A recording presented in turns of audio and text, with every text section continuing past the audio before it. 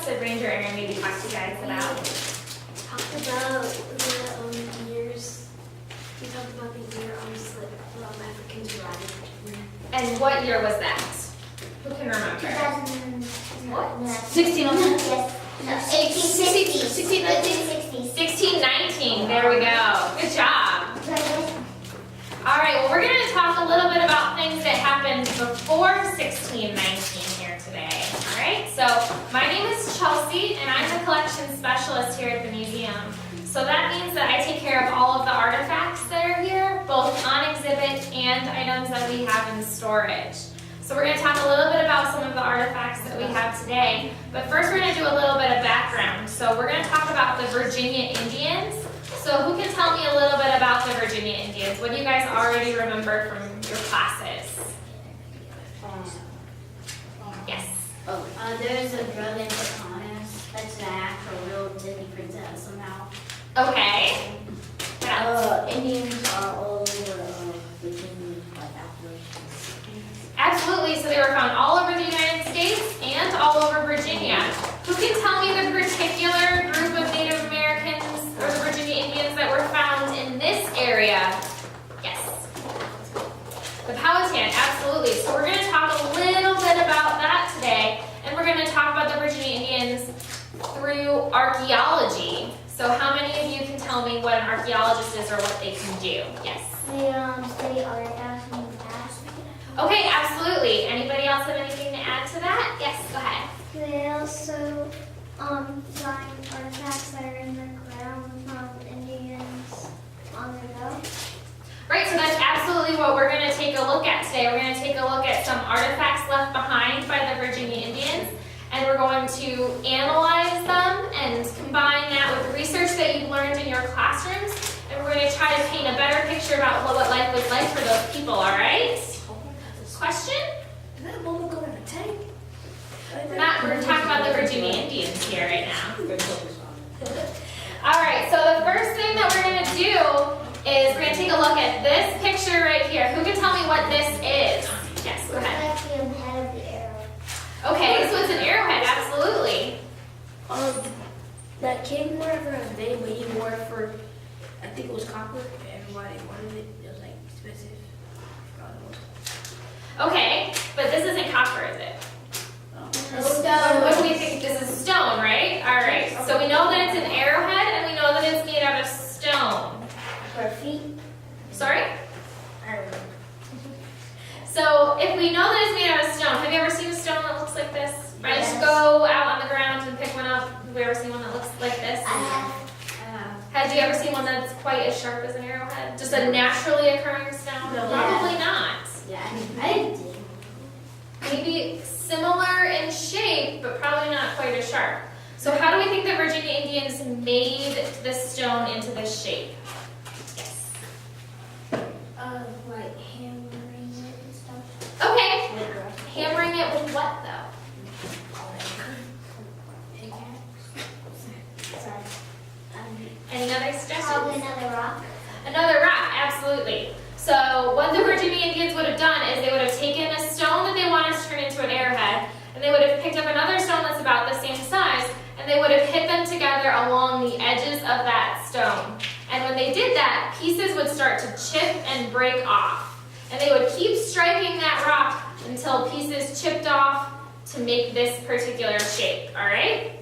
So I have a couple of examples for you here. So we're going to pass it around. And I want you to take a look at the sides here because you're actually going to be able to see where they chipped that stone into that triangular shape that we're talking about, all right?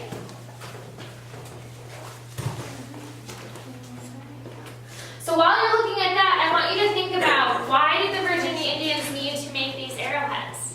We know what they are, we know what they're made out of, and we know how they're made, but why do they need them? To fight. To fight, maybe for protection, right? But what else? Yes, for food, right? And so they're maybe using them for hunting. So if we think about hunting, what else are they using the animal for? We know that they're using the meat for food, but what else are they using? Yes. Clothing and fur and more. Absolutely, right? Anything else? Yes, go ahead.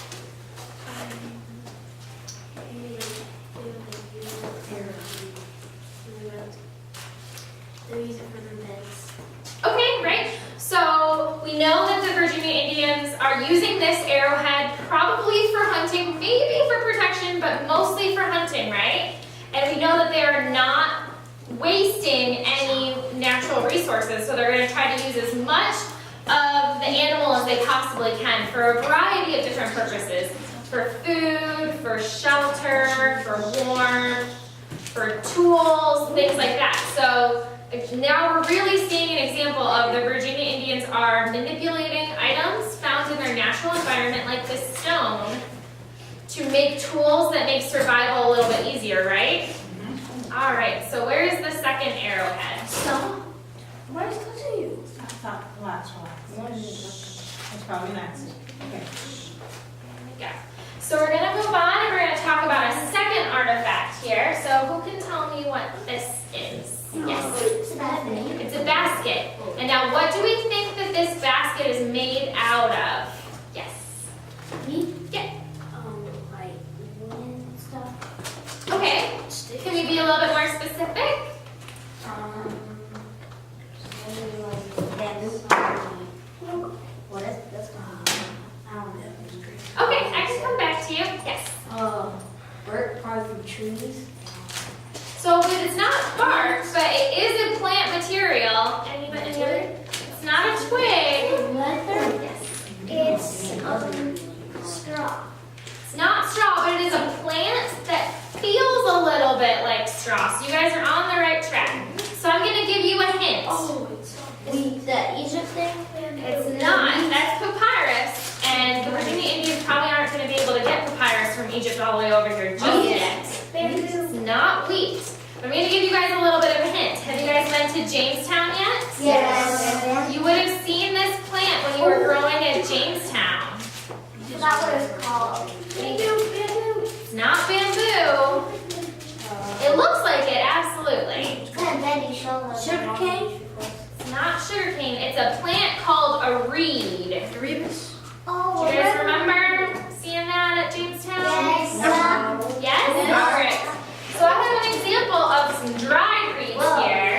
So this is what it would look like once it's dried. And they would weave it to make a basket that looks something like this. All right, so I will let you guys kind of feel that. But now that you guys know what it is, and I know that you guys saw it at Jamestown, can anybody tell me where you saw it? Where was it growing at Jamestown? Yes. Somewhere where they grow their crops and all that. Okay, but there's a very specific environment where these reeds grew. Yes. Maybe your pond? Absolutely. So you remember seeing them growing along the shores by the water at Jamestown? Oh, yes. So reeds grow near water. So now we know, go back to our picture of our basket here. We know what this is. It's a basket. We know what it's made out of. Reeds. Oh. And we know that reeds grow in or very near water.